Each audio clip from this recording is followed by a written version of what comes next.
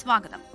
മാലദ്വീപിൽ speed boat അപകടം. Indian rally driving ഇതിഹാസം ഹരി സിംഗിനെ കാണാതായി. ബോട്ടിലുണ്ടായിരുന്ന റെയ്മണ്ട് ഗ്രൂപ്പ് ചെയർമാൻ ഗൌതം സിംഘാനിയെ പരുക്കുകളോട് രക്ഷപ്പെടുത്തി. അർജുൻ പീതാംബരനാണ് വിവരങ്ങളുമായി ചേരുന്നത് ഡൽഹിയിൽ നിന്ന്. അർജുൻ, എപ്പോഴാണ് ഈ സ്പീഡ് ബോട്ട് അപകടമുണ്ടായത്? മറ്റാരൊക്കെ ഈ ബോട്ടിലുണ്ടായിരുന്നു? പരുക്കേറ്റ ആളുടെ, അതായത് റെയ്മണ്ട് ഗ്രൂപ്പ് ചെയർമാന്റെ ആരോഗ്യനില നിലവിൽ എങ്ങനെയാണ്? പ്രവിധ, ഈ അപകടം നടന്നിട്ട് ഇപ്പോൾ 22 മണിക്കൂർ പിന്നിട്ടിട്ടുണ്ട്. ഇന്ന് അർദ്ധരാത്രിയോടെയായിരുന്നു മാലദ്വീപ്സിലെ വി ഫിലിത്തു ദ്വീപിന്റെ ഭാഗത്ത് വെച്ച് ഒരു സ്പീഡ് ബോട്ട് അത് കീഴ്മേൽ മറിഞ്ഞാണ് ഈ അപകടം ഉണ്ടായത്. ഈ സ്പീഡ് ബോട്ടിൽ 7 പേരായിരുന്നു ഉണ്ടായിരുന്നത്. 5 പേരും ഇന്ത്യക്കാരാണ്.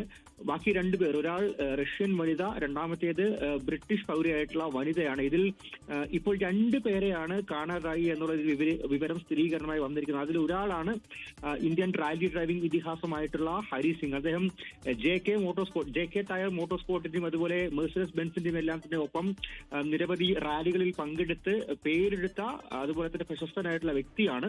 അദ്ദേഹത്തെ എപ്പോഴും കണ്ടുകിട്ടിയിട്ടില്ല. മാലദ്വീപ്സ് ഭരണകൂടവും അതുപോലെ തന്നെ കോസ്റ്റ് ഗാർഡും ഇപ്പോൾ രക്ഷാപ്രവർത്തനവും തിരച്ചിലും നടത്തിക്കൊണ്ടിരിക്കുകയാണ്. ആവശ്യമെങ്കിൽ ഇന്ന് അർദ്ധരാത്രിയോടെയോ അല്ലെങ്കിൽ നാളെയോടെയോ ഇന്ത്യൻ നേവിയുടെയും നാവികസേനയുടെയും സഹായം ഈ പറയുന്ന ഭാഗത്തേക്ക് ലഭ്യമാക്കാൻ വേണ്ടിയിട്ടുള്ള തയ്യാറെടുപ്പുകളും ഇപ്പോൾ നടന്നുകൊണ്ടിരിക്കുകയാണ്. നേരത്തെ റെയ്മണ്ട് ഗ്രൂപ്പിന്റെ ചെയർമാൻ ആയിട്ടുള്ള ഗൗതം സിംഘാനിയ, അദ്ദേഹം ഈ ബോട്ടിലുണ്ടായിരുന്നു. അദ്ദേഹത്തിന് അപകടത്തിൽ പരിക്ക് പറ്റിയിട്ടുണ്ട് എന്നുള്ള കാര്യം റെയ്മണ്ട് ഗ്രൂപ്പ് തന്നെ വിശദീകരണമായി അറിയിച്ചതാണ്. അദ്ദേഹത്തെ മുംബൈയിലേക്ക് മാറ്റിയിരിക്കുകയാണ്. അദ്ദേഹത്തിന് നേരിയ പരിക്കുകൾ മാത്രമാണ് ഉള്ളത്. അദ്ദേഹത്തിന് ഇപ്പോൾ പ്രശ്നമില്ല എന്നുള്ള കാര്യം റെയ്മണ്ട് ഗ്രൂപ്പ് അറിയിച്ചിട്ടുണ്ട്. ബാക്കിയുള്ള ആളുകളുടെയും നില ഇപ്പോൾ തൃപ്തികരമാണ്. എന്തായാലും ഇപ്പോൾ ഹരി സിംഗിന്റെ നിലയെ സംബന്ധിച്ച് അദ്ദേഹം എവിടെയാണ് എന്ന് അറിയില്ല.